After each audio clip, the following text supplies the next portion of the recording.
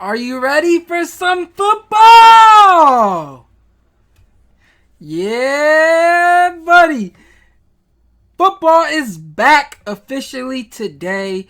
I'm recording this at 8 o'clock, and the game starts at 8:20, 8:30. Let's get it. Kickoff time. But as promised, we are bringing you the divisional breakdowns. And I know we promised you the NFC and AFC East first, but being that today is Texans versus Chiefs, I'm going to break down the AFC West and the AFC South for you. So we're going to make this we're gonna try to make this fairly quick, so I don't miss any part of the game. You don't want any of that to happen. So as promised, we're gonna start off with the AFC West. So this division is fairly easy. I do not see anyone competing with the Chiefs. The Chiefs are bringing back all defensive starters, or those that had at least 85% of snaps. They are returning this season.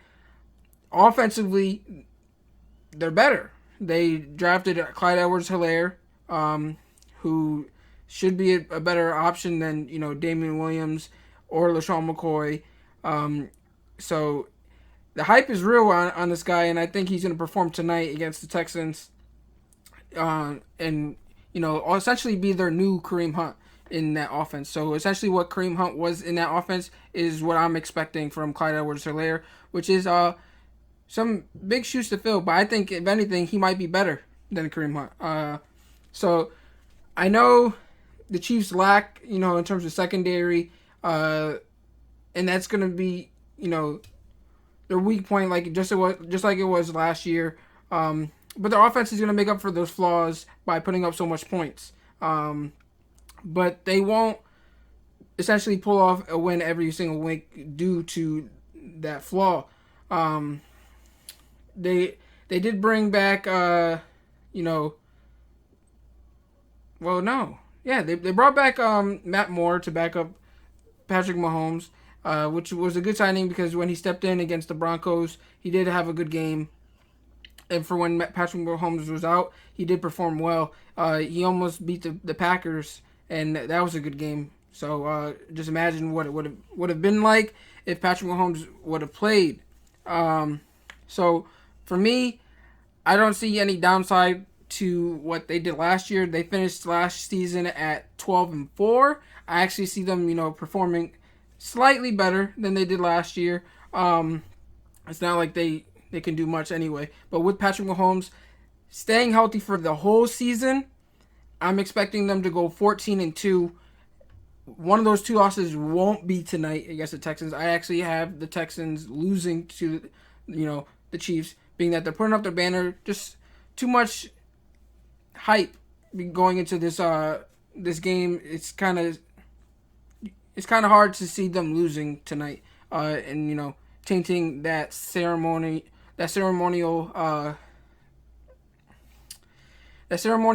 win atmosphere. I don't know what you want to call it, but I don't see them losing. Just with all that going on, I see them excelling, and I think it'll be a good game. I think it'll be a shootout, but I do have the Chiefs finishing on top and 14-2, 6-0 in that division.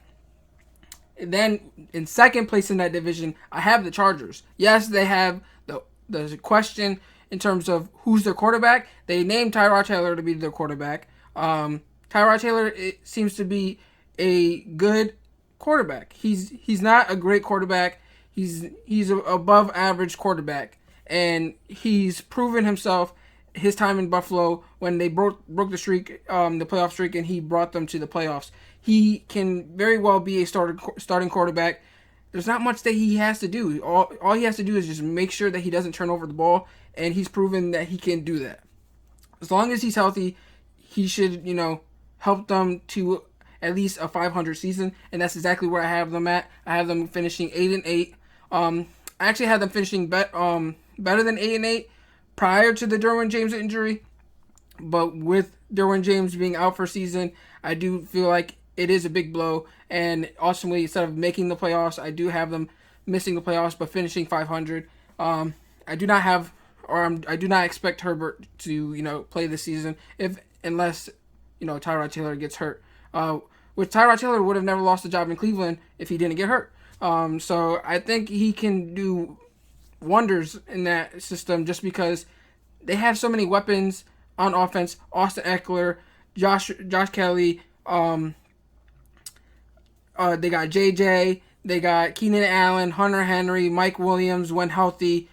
It's just like you have so many. You have a plethora of weapons on that offense. It's kind of hard to fill. But I do have that defense carrying them, even with Derwin James' injury. They just are stacked. You have Desmond King, who might play safety to replace Derwin James. You have the safety that they drafted last year. I forget his name off the top of my head, but he should perform well. Then they just signed Chris Harris Jr. This free agency to most likely man the slot or play the second corner in that defense. Then you have Casey Hayward, who's a baller.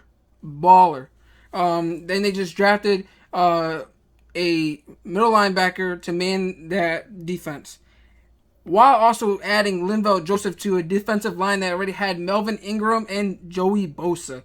That defense is scary, and if they stay healthy, I mean they're already hurt with Derwin James out, but if they stay as healthy as they are now, they're gonna essentially be what carries this team to at least a 500 season. So I do have them finishing 8-8, 3-3 in the division, followed by the Las Vegas Raiders. First season in Las Vegas, I do have them finishing at 5-11. It's not a good season, but I do, I had them finishing last place in this division, to be quite honest with you. But the only reason why they're not in last place this time around is because Von Miller's injury, which is going to sideline him for, the remainder of the season. Sadly, I had bright hopes for the Broncos. That defense with the addition of Gerald Casey and AJ Bouye, with all the returning people like Bradley Chubb coming back from injury, I was expecting big things to come out of that defense. I had them carrying that team. And then they had the young up-and-coming players on offense.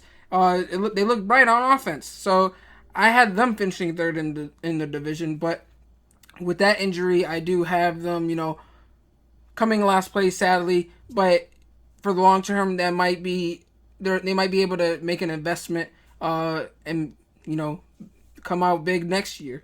But I do have the Raiders finishing at 5-11. They have Henry Ruggs coming in to play, what they announced as what they brought AB in for last year. He's essentially filling that role for them. So I do expect him to, do well as long as he stays healthy. But I said this before, Bryan Edwards will have a better rookie season than Henry Ruggs. Bryan Edwards has been getting a bunch of hype coming out of camp. With Tyrell Williams' injury, he will be getting more snaps. He was named a starter. And he seems to, be building a rapport with Derek Carr. Derek Carr seems to, like him as a target. I think he's going to do well for them. They still got Josh Jacobs, and they have that incredible offensive line. I expect them to do well, whether Derek Carr's in at starting quarterback or Marcus Mariota. I do think Marcus Mariota might be the starter by the end of the season, just because John Gruden and Mike Mayock seem to be in love with this guy. They loved him coming out of college, and they signed him. So I think he's there to bring competition to Derek Carr. But also, I think that offense might be better with Marcus Mariota, to be honest with you. But I think this is Derek Carr's last year as the starting quarterback of the Raiders. But I do have them at 5-4, finishing 2-4 in the division. Both wins happening to be against the Broncos. I have them beating the Chargers once and the Broncos another. I have the Broncos beating them once, and I believe that's when the Broncos are home because I have the Broncos at 1-5 in the division and 3-13 in on the season. So 3-13 on the season. I've explained this to you before. I have them better. I was hoping for them to go at least 9-7, or 7-9. With between the 7-9 range and 9-7 range, I had them going in that range if Von Miller was healthy. But he's a big part of that defense, and even with all the other weapons, I think they will ultimately, he's the X factor on defense. I think ultimately they will fall, and they'll ultimately double or focus on other weapons they have on the defensive end due to Von Miller being out. So I do have them at 3-13. It might help them in the long run because they have the offensive tackle coming out of Oregon, who's the number one offensive lineman coming out. He should be the first lineman off the board, top 3. So if they end up with a top 3 pick, he might be a Denver Bronco. I know they drafted Garrett Bowles not that long ago, but he hasn't panned out for them all that well. So he might be the guy. If not, they might, go elsewhere. They added weapons for Drew Lock this year. Only thing left to do is to protect him. And that's that. I mean, I think Melvin Gordon will do okay, but I think Philip Lindsay will ultimately take the starting back role. It'll be a running back by committee for sure, but I think it'll be more in Lindsay's favor. But I do think, with everything going on, Philip Lindsay might end up being traded just because they paid big money for Melvin Gordon. So that's that with the AFC West. I'm going to go to the AFC South. This division is fairly interesting. A lot of people are big on the Colts this season just for the simple fact that they got Phillip Rivers from the Chargers. Well, in free agency, but he's coming from the Chargers. He has familiarity with the offensive coordinator and the scheme and everything like that. I do think they might have a slight improvement, but that's about it. I honestly don't think he's going to bring anything more to that offense than Jacoby Brissett did, besides the fact that he likes to, throw it downfield and take risks. And, Jacoby Brissett is more, he likes to play safe and more conservative. So he has a more conservative type of play style, whereas, Phillip Rivers likes to sling it. But his arm, it seems to be devaluing as the years go on because he, age. And I do think they'll compete for a playoff spot, but I do not think they will ultimately make the playoffs. Yes, they've added DeForest Buckner, who was a monster last year for the 49ers. I was surprised that they traded him. It was a great pickup by the Chiefs. But I do think that he's ultimately not enough to help that defense. That secondary is still in question. They have Malik Hooker, but he has to stay healthy. Those corners, they're young and unproven. Yes, they have Xavier Rhodes, but he still needs to prove himself too, with the performance that he pulled off last year, which was basura. That man was garbage. He used to say roads are closed. Roads were open last year, and they very well might be open this year as well. So he needs to, prove himself. That's why he signed a 1-year deal. It was a prove-it deal. And if they get anything of his old self on that team, it might benefit them to, compete for that playoff spot. But I have them on the bubble and also not making it in. I have them finishing in 3rd in the division at 9-7. I do have them finishing 4-2 in the division. One of them is against the Texans in NRG Stadium, just because Ty loves that stadium and he's always balling out in that stadium. And I don't see anything changing this season. But in the other one I have, they have 2 losses. One from the Texans, one from the Titans. But one of those wins that they have will be against the Texans, just because NRG Stadium, T.Y. Hilton. But besides, Phillip Rivers and Xavier Rhodes and DeForest Buckner, they brought in Shea Burton, who played in that scheme in Philadelphia. He signed to be, the tight end 2 behind Jack Doyle, being that Eric Ebron left for Pittsburgh. I think that was a good pickup. He's not a tight end 1, but Philip Rivers loves his tight ends, and adding additional weapons to that offense will only benefit them. Jonathan Taylor, a beast in college. He just has fumbling problems, and they do have the best offensive line in football, so that's going to be very interesting to see. But Michael Pittman Jr., he's not one to be slept on. Philip Rivers loves his big receivers, and he's a big body receiver who's going to, do what everyone expects him to. Not everyone what everyone expects him to. Do what Mike Williams and Keenan Allen did for Philip Rivers. Well, no, he's more of a Vincent Jackson type of build. So what Vincent Jackson brought to the Chargers back when Philip Rivers had him at receiver will ultimately be what Michael Pittman Jr. brings to the Colts. Coming out of the draft, I immediately thought of Michael Pittman Jr. as the Michael Thomas of this draft. He was drafted in the same round. I think he'll explode like Michael Thomas did. I won't say he'll be a top 10 receiver, but he will be a beast this season. I don't have to even say who's coming in last place. I have the Jaguars coming in last place. I believe they're tanking with trading everyone from Ronnie Harrison to Yannick Ngakoue to Nick Foles to Leonard Fournette. Well, they didn't trade him, but they let him go. They literally have a depleted roster in terms of talent, and I wouldn't be surprised if they continue to have the roster on sale. I'm not gonna be surprised if they continue to trade people because they're rebuilding. They're tanking in a sense, and it sucks for Gardner Minshew because I think he's a good quarterback and he's not gonna be able to prove himself fairly because they're tanking for Trevor Lawrence. And although I don't think Trevor Lawrence is the number 1 QB in the draft class, he is a talented QB and, should be one of the first quarterbacks to come off the board.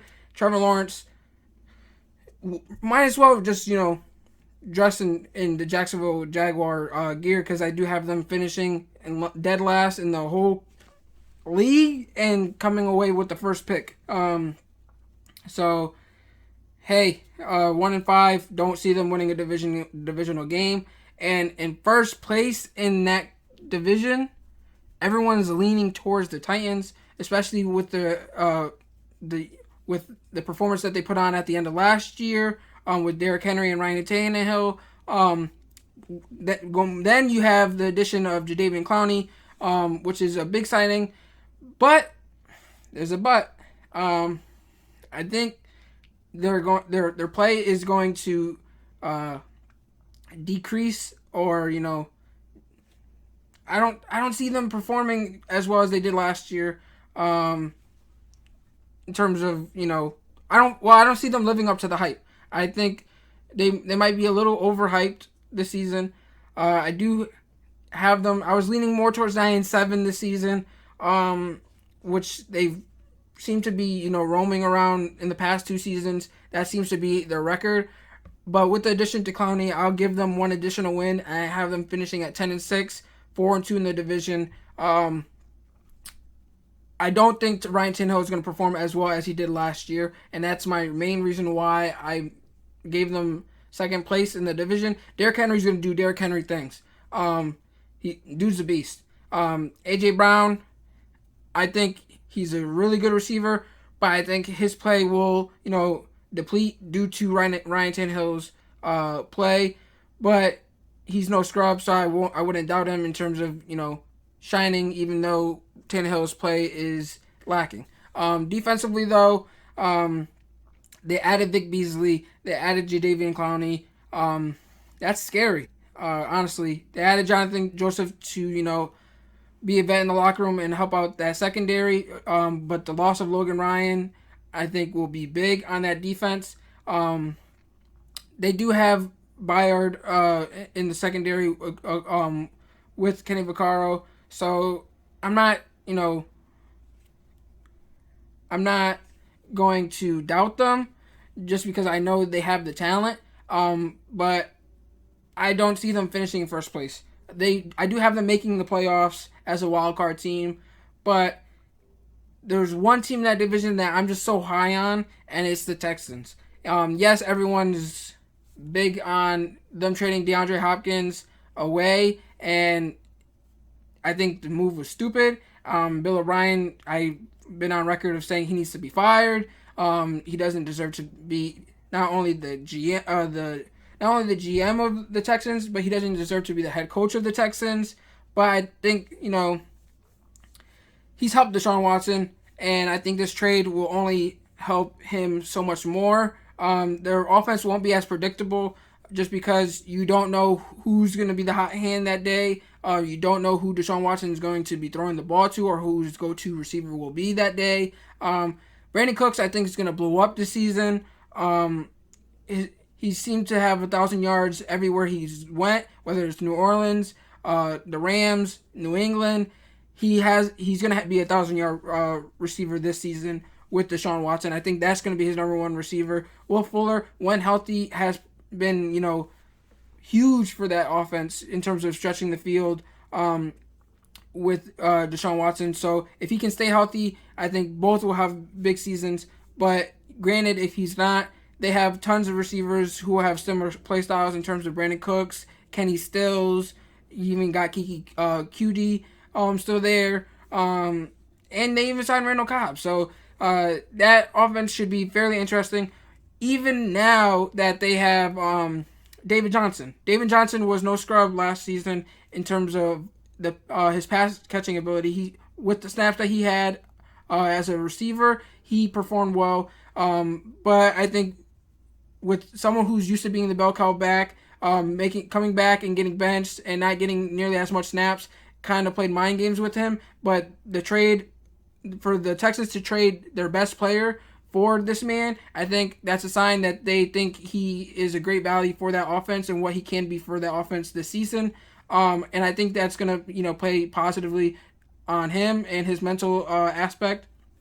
And Duke Johnson is there, but he's at the end of the last season, he's only had he only finished with two rush attempts per game at the end of last year. So he's not going to be a threat in terms of running the rock. I think David Johnson is going to have the volume and the capability of proving the doubters wrong. And I think, even though I don't think he'll be his old self, the old DJ, I think they'll get part of the old DJ back in this offense.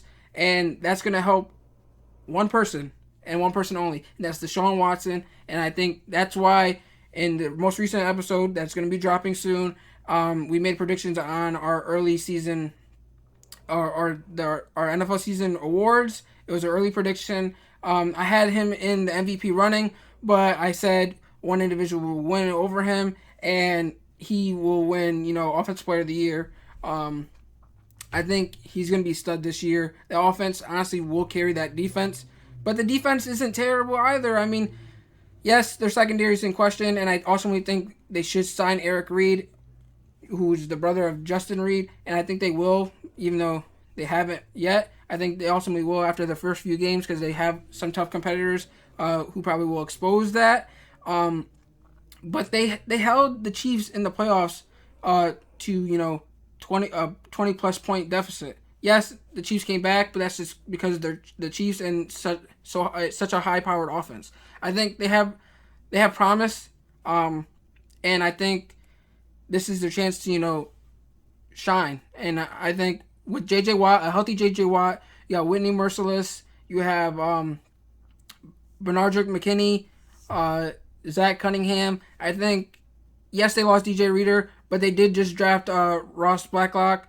I think he can fit right into that defense, and I think it's not going to be any different from last year, honestly. So I do have them winning the division at 11-5. I wouldn't be surprised if they finished 10-6, but still came out with a division. I do think they do need to make some changes if they want to compete for a championship. The trade for DeAndre Hopkins isn't going to do. I I think they need to make changes on defense, which is why the addition of Eric Reed might benefit them, or even going out and getting a Earl Thomas will benefit that defense. I think they just need a playmaker on that back end of that defense besides Justin Reed, because Bradley Roby can only do so much. Vernon Hargreaves, he's been suspect in his career thus far, and Garyon Conley was a good addition last year, and he's only going to continue to prove himself. So I think they're just young and unproven in the back end, and will ultimately, prove that they could use some help or some veteran leadership. But I do think that offense will ultimately carry them this season to the playoffs. But if they want to see some changes, they're going to have to make some changes on the defensive end. So to wrap things up, I have the Chiefs win the division, followed by, I have them winning the AFC West, followed by the Chargers, Raiders, Broncos. I have the Texans winning the AFC South, followed by the Titans, the Colts, Jaguars.